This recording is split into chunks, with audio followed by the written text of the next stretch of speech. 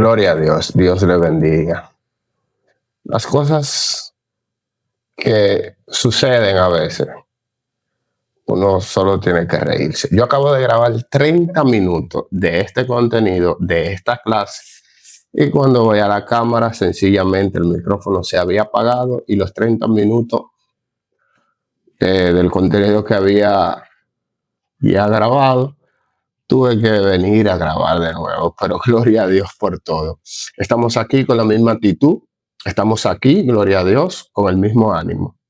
Y estamos agradecidos de Dios por todo el apoyo que usted me está dando en el grupo o en el canal de YouTube. Gloria a Dios, sus comentarios, algunas cosas que ustedes ven y me dicen, arregla esto, arregla aquello. Poco a poco estamos resolviendo, arreglando para traer un buen contenido. Bendito sea el nombre de Jesús. Pero estoy muy agradecido de ustedes por todos sus comentarios, porque están compartiendo, porque están siendo parte de esto. Y eso es lo que queremos, bendecir sus vidas. Déjame fijarme ahora si este micrófono sigue prendido, porque sería otro caos. Grabar 30 minutos más sería 1 hora y que no se estuviese grabando el audio, pero gloria a Dios. Estuvimos hablando la semana pasada de lo que es, gloria a Dios, el mundo religioso del Nuevo Testamento. Y allí estuvimos viendo en el mundo religioso del Nuevo Testamento los diferentes grupos religiosos que estuvieron operando en el tiempo en que Jesús caminó sobre esta tierra, cuando vino a cumplir su misión. De igual forma, allí estuvimos viendo lo que son los macabeos, que fueron más revolucionarios que religiosos, y ahí vimos lo que es el milagro de Hanukkah. Vimos a los fariseos, de donde surgieron como un grupo religioso del pueblo en contra de la aberración de Antíoco IV. Vimos a los saduceos, un grupo que, según ellos, se formaron desde el sacerdote Sadoc de los tiempos del rey David, 1000 años antes de Cristo, y ellos controlaban lo que es todo el sacerdocio. Eran estos tipos que estaban ligados al poder de Roma, aunque estaban un poco corrompidos con esto, pero no le hacían frente a Roma siempre y cuando Roma le permitiese tener sus puestos de autoridad por allá arriba. Vimos todo esto en el mundo religioso del Nuevo Testamento. Hoy vamos a hablar del canon, una parte muy importante. Recuerden que estamos teniendo un estudio de lo que es el Nuevo Testamento, todo lo que tiene que ver con el Nuevo Testamento para una buena comprensión, un buen estudio del mismo. Ahora vamos a estar hablando sobre el canon. Es bien importante entender todo lo que tiene que ver con la canonicidad. Podemos hablar de la definición y pruebas de la canonicidad del Nuevo Testamento. Se me complica un poco el decir la palabra canonicidad, pero el Espíritu Santo me va a ayudar en esto. Gloria a Dios. Vamos a leer, antes que todo, Juan 14:6. Dice, yo soy el camino, la verdad y la vida. Nadie viene al Padre si no es por mí. Todo lo que hacemos, todo lo que podemos hacer y todo lo que podemos lograr es a través de Cristo. Así que si puedo llevarle este contenido, si puedo hacer esto, es a través de Jesucristo. No hay otro. Sin más preámbulo, vamos a entrar aquí a lo que es este estudio de hoy, este video de hoy. Gloria a Dios. Recuerde, esto son pinceladas, esto está cortado, esto está resumido. Usted en su casa, tranquilito, con un café, se sienta a estudiar más a fondo, más a menudo sobre esto. Bendito sea el nombre de Jesús. A modo de introducción dice, este capítulo empieza las reflexiones enfocando la definición de canonicidad y las pruebas para las mismas. En otras palabras, ¿qué significa el canon? ¿Qué es esto? ¿Qué es el canon? ¿Cómo se come esto? ¿Cómo se comprende esto? ¿Cómo se evaluaron los libros particulares, los libros que nosotros tenemos, los 66 libros de la Biblia? ¿Cómo llegaron ahí? ¿Por qué 66? ¿Por qué esto? ¿Por qué no más? ¿Por qué nosotros no aceptamos ciertos libros como Macabeo, Judith, Tobí, Sabiduría y algunos de ellos? ¿Cómo se hizo juicio para algunos cómo se hizo el juicio para que algunos libros fueran incluidos en el Nuevo Testamento y otros fueran excluidos. ¿Cuál fue la medida que se tomó? Esta será una reflexión densa, pero de hecho digno del tiempo y del esfuerzo. Esto vamos a tener que dividirlo en 3 videos, porque el proceso de canonicidad fue amplio. Hoy vamos a ver la definición y una introducción al canon. Luego vamos a ver la importancia del canon y otros temas en lo adelante. La definición de canon. Mire, el término canon proviene de la palabra que originalmente significa vara recta o vara de medir, utilizada como instrumento para medir. Con el tiempo pasó a representar una norma o regla de autoridad y validez. Por eso que usted puede escuchar el canon de belleza o el canon, las reglas que se tienen en ese lugar. Cuando usted habla de canon, es de regla para medir algo. Por ello, cuando hablamos del canon del Nuevo Testamento, nos referimos a los 27 libros reconocidos como la palabra inspirada y autoritativa de Dios. Estos libros fueron diferenciados de otros escritos del primer siglo y aceptados como parte del nuevo pacto con los creyentes. Gloria a Dios. Miren, estaba viendo que canon fue una regla o una medida que se utilizó cuando se estaba construyendo el templo en Atenas, que es considerado una de las 7 maravillas del mundo. Se me fue el nombre ahora mismo del edificio, se lo voy a escribir por aquí cuando esté editando el video. Pero los constructores, el arquitecto, el matemático que construyó esto, utilizó una vara, un canon, una medida para esta estructura. Y de ahí en adelante se fue utilizando este término y estas terminología para referirse a ciertas medidas que uno tiene. Bueno, este es el canon, esta es la regla de ciertas cosas en particular. Gloria a Dios. Pruebas para la canonicidad del Nuevo Testamento. Existen 4 pruebas críticas que sirvieron como varas de medición para determinar qué libros serían reconocidos como la palabra inspirada de Dios. Vamos a hablar aquí de 4 críticas que sirvieron. Hubieron 4 reglas principales que sirvieron para la canonicidad de lo que es la palabra inspirada de Dios. El reconocimiento de las mismas. Primero, autoría o paternidad literaria. ¿En qué consistía esto? Se analizaba quién escribió el libro. Si fue escrito por un apóstol como Pablo, Juan o Pedro, o por alguien cercano a ellos, como Marco con Pedro o Lucas con Pablo. El texto era aceptado como autoritativo. Lo primero es que se analizaba por quién era escrito o quién lo escribió. No era que podía salir un Juan de los Palotes, como decimos, de la nada. Voy a escribir o escribí esto. No, era un apóstol o alguien cercano al apóstol o alguien que el apóstol le dictaba y lo escribía, o alguien que andaba con el apóstol y escribía todas las cosas que se veían o que vivieron en ese momento. La relación directa con los testigos de Cristo garantizaba su autenticidad apostólica. Aquellos que directamente estuvieron cercanos con Jesús, caminaron con Jesús, fueron parte del discipulado de Jesús.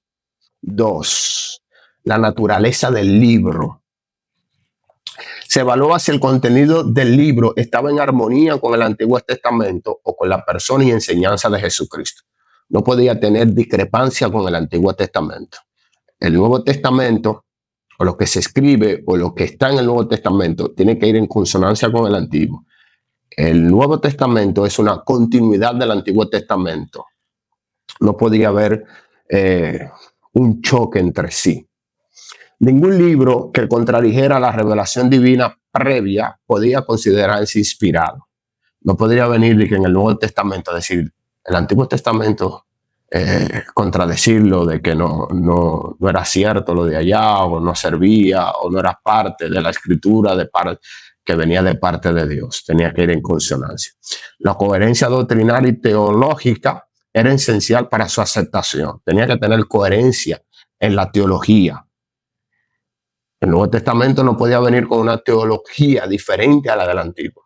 Simplemente que el Nuevo Testamento es la manifestación de lo que se estaba viviendo o lo que se estaba... vamos a organizar esto. Miren, el Nuevo Testamento es la manifestación de las profecías de Cristo que se iba a dar aquí en el Nuevo Testamento.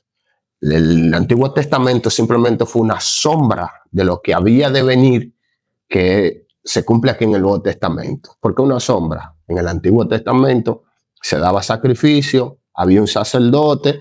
En el Nuevo Testamento el sacrificio es Cristo, sacrificio perfecto, y el sacerdote eterno, el rey eterno, es Cristo. Por eso es una continuidad, una consonancia. Universalidad o consenso. Debe de ser universal y en consenso el uno con el otro. El libro debía ser aceptado y leído por la mayoría de las iglesias cristianas del primer siglo.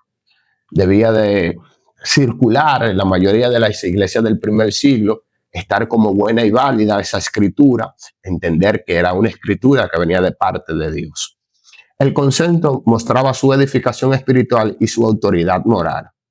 Un ejemplo muy importante que tenemos es que Pedro reconoció los escritos de Pablo como escritura. En segunda de Pedro, vamos a buscarlo, segunda de Pedro 3:15 al 16, dice: y tened entendido que la paciencia de nuestro Señor es para salvación, como también nuestro amado hermano Pablo, según la sabiduría que le ha sido dada, os ha escrito casi en todas sus epístolas, hablando de ella, de estas cosas, entre las cuales hay algunas difíciles de entender, las cuales los indoctos e inconstantes tuercen, como también las otras escrituras, para su propia perdición. Pedro está reconociendo lo que Pablo escribió. De esto habla el consenso, de que otros apóstoles aceptaron lo que escribieron otros apóstoles. Había un consenso. Pedro dice, yo no entiendo bien, hay muchas cosas que no entendemos bien de este Pablo, de este tipo que escribió, pero lo que él escribe viene de parte de Dios. Lo que él escribe es revelación de Dios. Está siendo aceptado. Cuarto, inspiración y revelación divina. Dice, se entendía que los autores fueron guiados por el Espíritu Santo, escribiendo sin error en los textos originales. Fueron inspirados por el Espíritu Santo. La revelación es el acto por el cual Dios se da a conocer. La inspiración es el proceso mediante el cual esa revelación fue registrada fielmente. La Biblia, por tanto, es la revelación inspirada de Dios, fundamento de la fe cristiana. Gloria a Dios. Fueron inspirados por Dios, fueron dirigidos por Dios y fue una revelación divina. No fue que yo me acosté un día con hambre, soñé, déjame escribir esta filosofía, déjame escribir esto que yo entiendo del Evangelio. No. El Espíritu Santo los inspiró, los impulsó a escribir, pero aparte de que lo impulsó a escribir, fue él quien se lo reveló. Y la palabra revelación, cuando algo está tapado, usted tiene una cesta, una canasta de frutos, tiene una toallita arriba, no se pueden ver los frutos, cuando usted lo destapa, lo revela. Eso es lo que el Espíritu Santo hizo. El Espíritu Santo. Nuestro entendimiento está entenebrecido, nuestro conocimiento está entenebrecido. El Espíritu Santo revela lo que es la palabra de Dios para que fuera escrita. La enseñanza bíblica sobre la inspiración dice: toda la escritura es inspirada por Dios y útil para enseñar, para reprender, para corregir y para instruir en justicia. Segunda de Timoteo 3:16 al 17. La misma escritura lo está diciendo. Toda la escritura es inspirada por Dios y esta es útil para nosotros enseñar, para corregir, para aprender, para instruir en justicia. El apóstol Pablo recuerda a Timoteo que las escrituras provienen de Dios y capacitan al creyente para toda buena obra. Las escrituras son las que nos capacitan. Asimismo, Pedro afirma, los profetas hablaron de parte de Dios impulsados por el Espíritu Santo. de parte de Dios, inspirados o impulsados por el Espíritu Santo. No es un asunto de lo que yo creo, de lo que yo entiendo. Fue el Espíritu Santo la cual los puso a escribir, la cual le dio esta revelación. Gloria a Dios. El significado de impulsado por el Espíritu Santo. Dice aquí, el término griego, me van a disculpar por si no pronuncio bien esta palabra, peromenoi, dice impulsado. Describe la acción del viento que mueve a un barco de vela. Los barcos de vela son impulsados por el viento. Asimismo, está diciendo que nosotros somos impulsados por el Espíritu Santo. Si no hay un viento que impulsa al barco de vela, no se puede mover. Si no hay un Espíritu Santo que impulsa al hombre, que impulsa a aquellos hombres a escribir, no hubiesen podido escribir. Del mismo modo, los autores bíblicos fueron movidos por el Espíritu Santo, guiados en cada palabra escrita. No fueron simples transmisores de ideas humanas o filosofía humana. Cualquiera puede escribir filosofía humana, pero la palabra es pura revelación del Espíritu Santo, sino instrumento de la revelación divina. No fue sus ideas, sino instrumento de la revelación divina de parte de Dios. La inspiración es la supervisión del Espíritu Santo. La inspiración es la superintendencia del Espíritu Santo sobre los escritores bíblicos, garantizando que los escritos en los documentos originales fueran sin error y completamente fidedignos. El Espíritu Santo estuvo ahí de supervisor de lo que se iba a escribir, de lo que se escribió, no fue a lo loco. Por tanto, la inspiración asegura que la Biblia sea la revelación auténtica y confiable de Dios, fundamento de la fe cristiana. El Espíritu Santo ha estado en la historia de la humanidad. Es el Espíritu Santo. ¿Y por qué te digo esto? Suena extraño, pero te lo digo porque hay personas que entienden que el Espíritu Santo no estuvo desde el principio, que el Espíritu Santo no era parte con Dios desde que inició todo. Tal vez usted dirá, eso es clase 01 en el cristianismo. Sí, pero estos videos pueden estar colgados en YouTube, colgados en las redes sociales, y hay personas que no entienden esto y hay que explicárselo. Las escrituras en Génesis 1:1 dice que el Espíritu de Dios, que en el principio el Espíritu de Dios se movía sobre la faz de las aguas. Él estuvo allí, Él es eterno, porque nosotros creemos en un Dios tripartito, en una Trinidad, Padre, Hijo y Espíritu Santo. A veces nosotros porque el lenguaje se deriva en las escrituras, Padre, Hijo y Espíritu Santo, lo tenemos como último o tercero. A veces, bueno, en mi principio, en mi imaginación era Dios Padre, Jesús hermano, Espíritu Santo tío. Y no es así, los tres son uno, los tres son los mismos, es la misma autoridad, es la misma fuerza, es la misma consonancia, gloria a Dios. Contexto histórico de los escritos. Los libros del Nuevo Testamento fueron escritos entre el 45 y el 100 después de Cristo. Probablemente Santiago fue primero en el 45 después de Cristo, seguido por Marco y luego Primera de Tesalonicenses 51 y 52 después de Cristo. Este orden ayuda a comprender la secuencia y desarrollo de la revelación apostólica. Cuando tenemos estos detalles, entonces podemos decir, después de este va por aquí en la historia, en los años, y podemos tener lo que es datos históricos que nos ayudan. El ejemplo de Jesús en la sinagoga, Lucas 4, 14, 21. Jesús, al leer el libro del rollo del profeta Isaías, demuestra su conocimiento profundo de las escrituras. De hecho, cuando Jesús se para y habla, Isaías 61, dice que tomó un rollo sin divisiones de capítulo ni versículo, identificó con precisión el pasaje que hablaba de su misión. El Espíritu del Señor está sobre mí. Esto revela su dominio absoluto de la palabra de Dios y su ejemplo como modelo de estudio. También esto nos revela que habían rollos, no estaba subdividida la Biblia entre libros, capítulos, versículos. Era un rollo con todo. Por ejemplo, el libro de Mateo era un rollo. Tú lo abrías, no estaba dividido ni capítulo ni versículo. Más adelante vamos a ver quién toma la iniciativa de dividir entre capítulos y versículos. Pero tú tomabas el rollo de Mateo y si tú tenías mucho conocimiento y lo habías estudiado mucho, tú podías ir al lugar más o menos donde tú querías leer. De lo contrario, tenías que leer hasta llegar a donde tú necesitabas leer.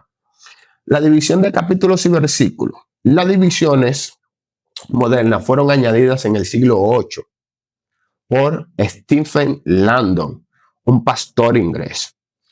Él realizó anotaciones en los manuscritos para facilitar la lectura y estudio.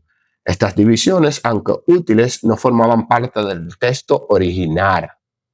Esto no era así en lo original. Era un rollo por completo.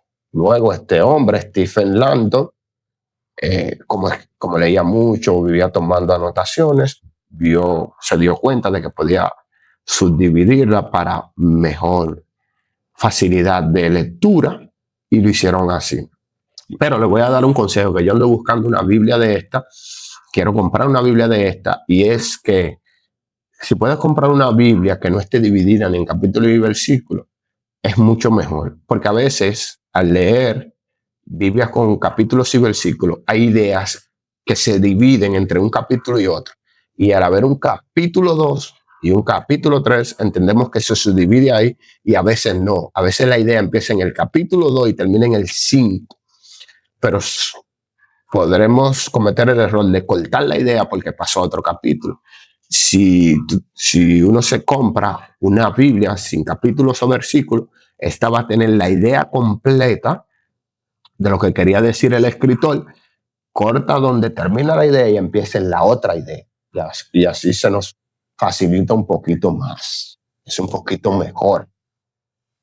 Conclusión. El término canon significa literalmente vara de medir. Cuando usted escucha la palabra canon, es medida o vara de medir.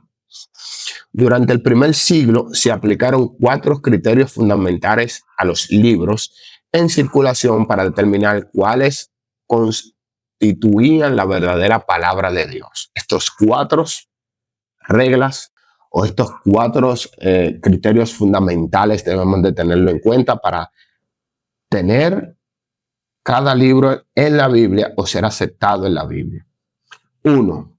Autoría o paternidad literaria. ¿Quién escribió? ¿Quién escribió?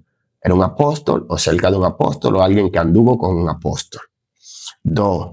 Naturaleza del libro. ¿Contradice el Antiguo Testamento? ¿No acepta la escritura del Antiguo Testamento? Ojo con esto. 3. Universalidad o consenso. Entre apóstoles la aceptaron, la iglesia del primer siglo la aceptó, la iglesia del primer siglo la puso a circular entre ellos. Y 4, inspiración divina. Fueron reveladas, fueron inspiradas, fueron dirigidas por el Espíritu Santo. Estos 4 criterios se tomaban en cuenta. Aunque este capítulo concluye, que estamos tratando ahora, la historia del canon no termina aquí. El estudio posterior abordará. Vamos a tener que dividir en 3 este estudio del canon, porque es bien amplio. Nosotros más adelante vamos a tener que ver lo que es la necesidad del canon, el proceso de canonización y el contenido del canon, porque es un poco amplio. Entonces, en la conclusión teológica, el compromiso cristiano de usted y yo con el canon es, en esencia, una declaración de fe profunda y firmemente fundamentada en la convicción de que los 66 libros de la Biblia son la revelación auténtica, inspirada y autoritativa de Dios. Por fe nosotros tenemos que tener esto claro, estudiar esto, porque nosotros tenemos 66 libros, porque no tenemos 79, 78 como algunas Biblias católicas que incluyen a Tobías, a Macabeo, a Judith. Entonces tenemos que tener claro esto, cuáles son esos criterios por los cuales se quedaron afuera uno y fueron aceptados otros. Gloria a Dios. Así que esto ha sido este capítulo del significado del canon. Gloria a Dios, el significado del canon, la definición del canon y la prueba de canonicidad del Nuevo Testamento. En lo adelante vamos a tener 2 partes más acerca del canon, su importancia, el contenido, los libros aceptados, cuáles fueron los criterios, los diferentes concilios que se crearon, las discusiones que se crearon, los libros que se querían dejar afuera, los libros que entraron de último porque no se entendían que no eran parte del canon, porque no llenaban los requisitos de las medidas y así sucesivamente. Recuerde que estos son resúmenes. Usted en su casa tranquilito se sienta a estudiarlos con más profundidad, con mucho más detenimiento y así entenderlo mejor. Gracias. Esto ha sido el capítulo, la clase de hoy. Gracias por su apoyo, gracias por que están comentando, están dando like, están moviendo el algoritmo y este contenido le puede llegar a muchas más personas y puedan entender y llevar un estudio, una claridad. Nosotros debemos de dominar esto o estudiar esto, de saber, porque yo tengo una Biblia, porque tiene 66 libros, no tiene 70, 72, 79, porque algunos fueron aceptados, porque otros no. ¿Cómo es que se acepta un libro? ¿Cuáles son las medidas por las cuales se acepta un libro? ¿Cuáles son las medidas por qué se quedan afuera? Y así podemos dar razón de nuestra fe. Gracias. Dios le bendiga, Dios le guarde. Si se pueden fijar, estamos adecuando poco a poco este espacio, poco a poco con su apoyo, poco a poco vamos dando pasos de fe. Gracias por pertenecer a esta comunidad, tribu de fe, aquí para compartir, hablar, dialogar acerca de las escrituras. En lo adelante vamos a hacer un poquito más dinámico, vamos a conversar con alguien más, vamos a grabar otros contenidos, pero relacionado con la escritura, relacionado con los contenidos bíblicos, que para esto fue creado este canal.